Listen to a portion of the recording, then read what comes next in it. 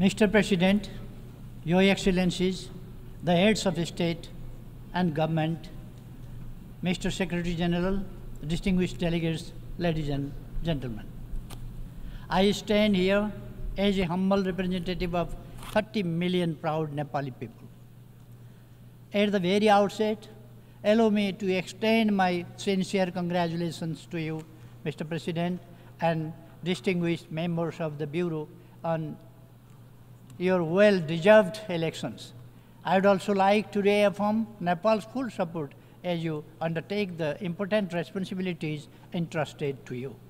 We extend our deepest appreciation to His Excellency, Mr. Denis Francis, and the outgoing president, for his commendable leadership in successfully guiding the 78th session of the Assembly.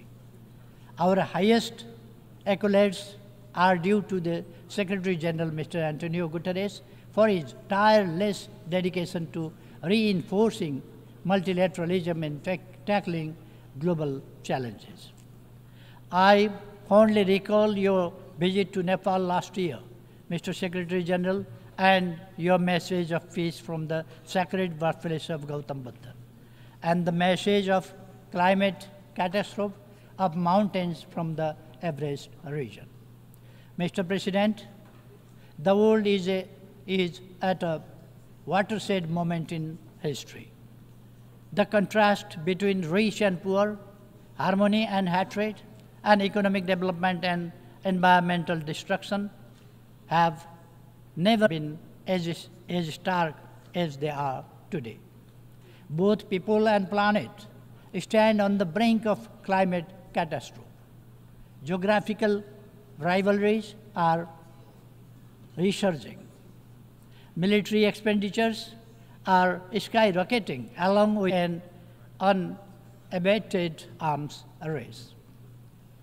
The specter of nuclear conflict looms larger than ever, even before. On the one hand, our economy remains frail, still grappling with the lingering effects of the COVID-19 pandemic. On the other, nationalism and patriotism have re-emerged. Even before we have reaped the benefits that liberalism and globalization were meant to deliver. Even after 300 years of industrialization and modernization journey, it is deeply troubling that in our so-called civilized world of 21st century, wealth and prosperity are concentrated mostly at the hand of global north, and the poverty and destitution are heavily concentrated in the global south, particularly in the least developed countries. To overcome these travesties, we must demonstrate our leadership that promotes meaningful cooperation and collaboration. It is only through collective will and unified action that we can turn the tide and usher in an era of enduring peace and shared prosperity for all. In this context, the theme of this session, leaving no one behind, acting together for the advancement of peace, sustainable development, and human dignity for present and future generations, could not be more timely or relevant. We have reaffirmed our commitment through the Summit of the Future to build a safe, just, and sustainable world for both present and future generations. This pledge is embodied in the three pivotal documents we have adopted: Pact of the Future, Declaration on Future Generation, and the Global Digital Compact. We must demonstrate our determination to implement these documents for the well-being of present and future generations. Mr. President, allow me to underline that the principle of leaving no one behind has long been the cornerstone of Nepal's approach to development across all sectors. This philosophy is enshrined in our Constitution, which upholds the values of democracy by guaranteeing inclusivity, equality, justice, proportional representation, human rights, and social protection for the most vulnerable sections of society. I am determined to lead my country with my deep conviction to comprehensive democracy. For me, comprehensive democracy ensures equal rights, equal access to opportunities, social protects the vulnerable communities, and provides the security and dignity for all individuals. Democracy goes far beyond the right of the people to choose their leaders. It is about leading the people towards prosperity and happiness so that they could feel highest level of dignity. At the international level, sovereign equality and mutual respect constitute the backdrop of comprehensive democracy. These principles are essentially for building the frameworks of a just, inclusive, equitable, representative, and accountable global order.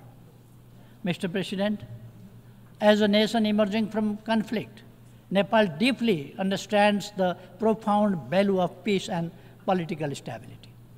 Since the signing of the Comprehensive Peace Accord in 2006, Nepal has been firmly focused on completing the peace process at the earliest. Immediately after the formation of my government, Parliament passed a transitional justice bill to settle transitional justice issue once and for all. While we implement the law, we will uphold victims' rights, including truth and justice. We will use reparations and reconciliation to heal the wounds and scars of conflict period. We appreciate support from international community, including the UN system, in this regard. The present government, formed by the collaboration of our two major political parties, is determined to secure stability while driving economic transformation for the inclusive and equitable prosperity to our people. At this juncture, stability and economic transformation are paramount to us than our periodic competition in elections. We have dedicated ourselves to realizing our national aspiration, prosperous Nepal, happy Nepali.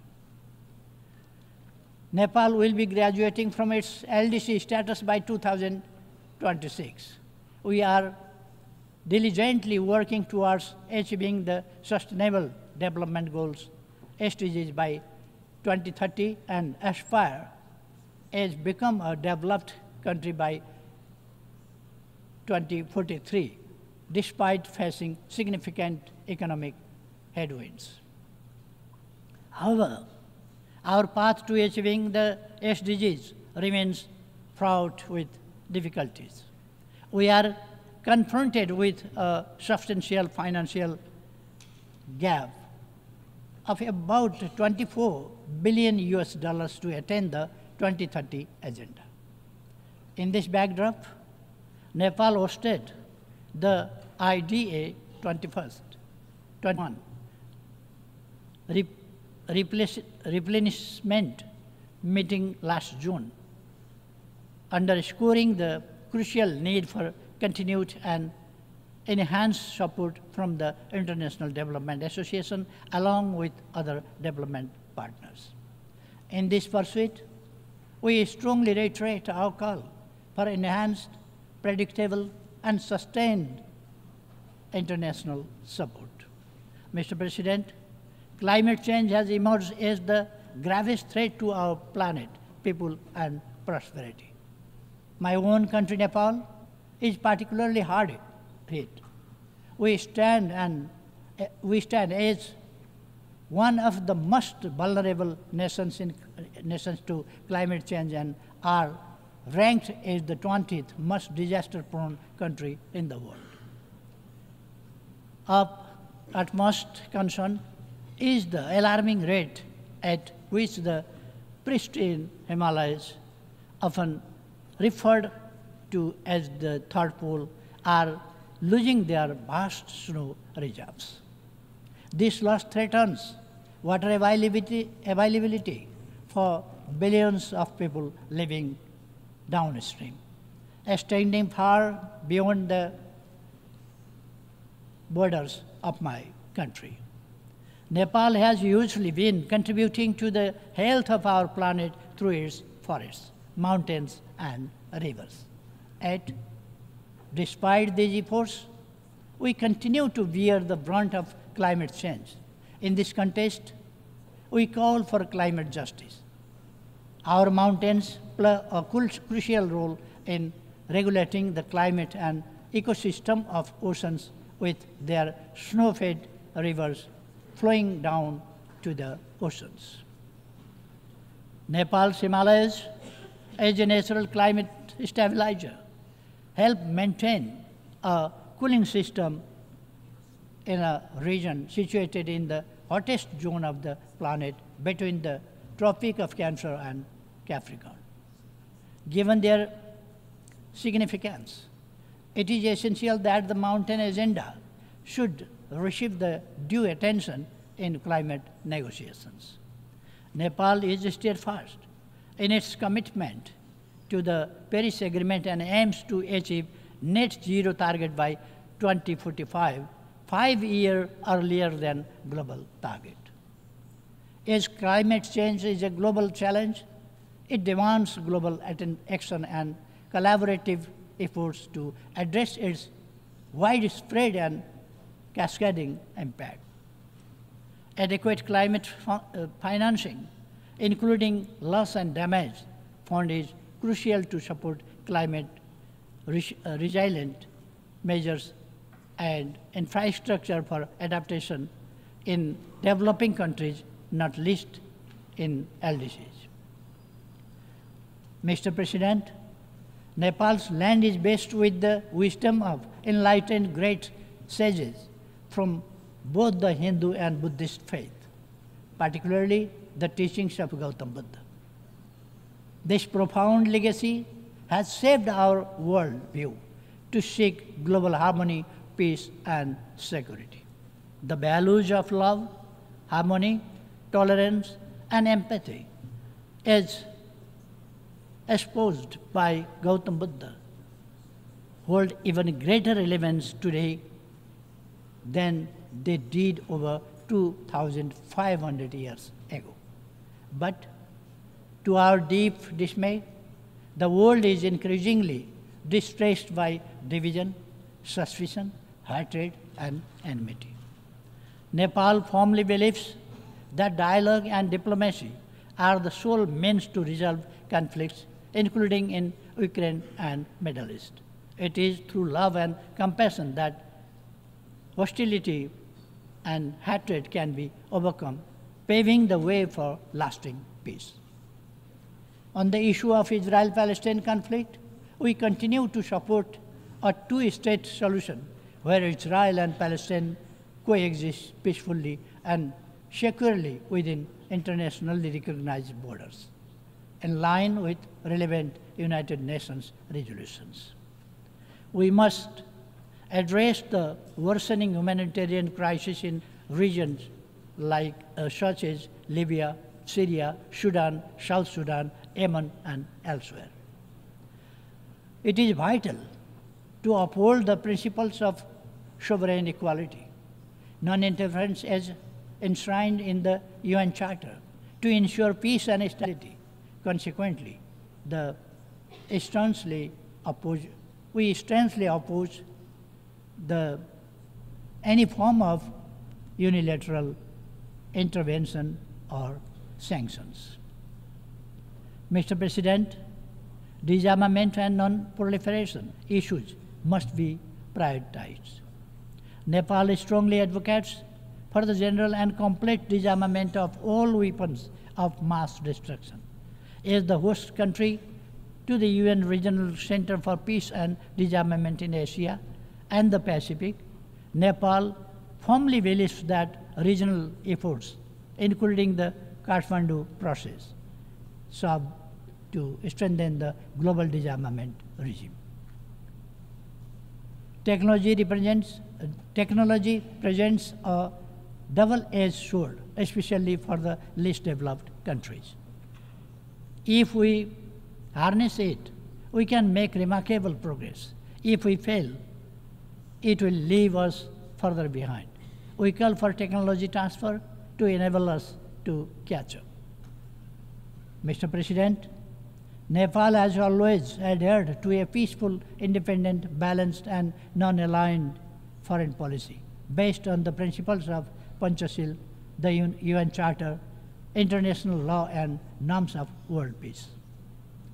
We conduct our foreign policy with profound belief in amity with all, enmity with none.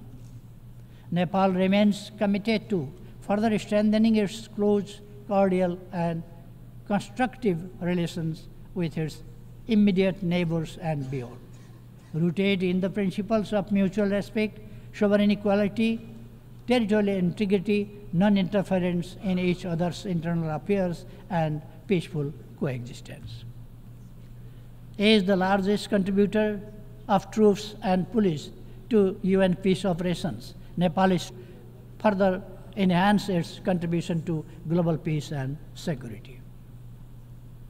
Nepal believes it is our rightful call for having commensurate representation in the leadership positions both at the UN headquarters and in the field, reflecting our significant contribution. Mr. President, Nepal firmly advocates for the reform of the UN system to make it more effective, democratic, transparent, and accountable. We firmly believe that stronger multilateralism with the United Nations at its core is the only path forward to tackle the numerous global crises we face. We echo a call for substantial reform of the global financial system as aptly described it by Secretary General Mr. Antonio Guterres as morally bankrupt.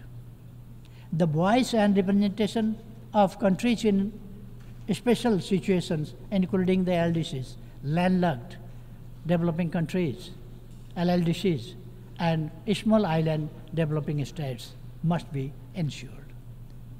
Mr. President, Nepal firmly upholds the belief that all human rights are universal, unalienable, indivisible, interdependent, and interrelated. It is with this conviction that we have become a party to 24 international human rights related conventions and protocols, including 7 of the 9 core instruments. We are fully committed to promoting gender equality and ensuring equal rights for women.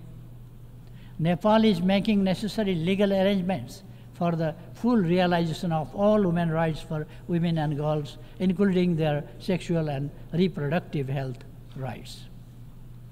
Protection of the rights of migrant workers, including their safety, security, dignity, and well-being, has always remained our priority. We strongly advocate so far orderly and regularly migration to ensure that the benefits of migration are shared by all.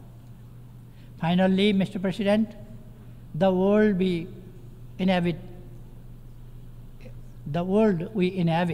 is far from being perfect. Yet, it is not all doom and gloom. We firmly believe that humankind is still capable enough to march ahead without compromising the prosperity and happiness of future generations. None of the global challenges we are facing today have been imposed by alliance. These are our own makings, our own creations. Therefore, it is self-evident that by fostering global understanding, trust, and cooperation, we can overcome these problems and challenges. A just, inclusive, and equitable world order, as well as sustained prosperity and attainable when we collaborate effectively. Let me resonate the wisdom of our ancient text, the Maha Upanishad, from around the 6th century BC, Vasudhaiva Kutumbakam, meaning the whole world is one family. We not only hold this philosophy dearly, but we also act it on our everyday life. With this constant conviction, Nepal is committed to playing its role to secure our shared aspiration of enduring peace, progress, and prosperity while leaving no one behind. Thank you.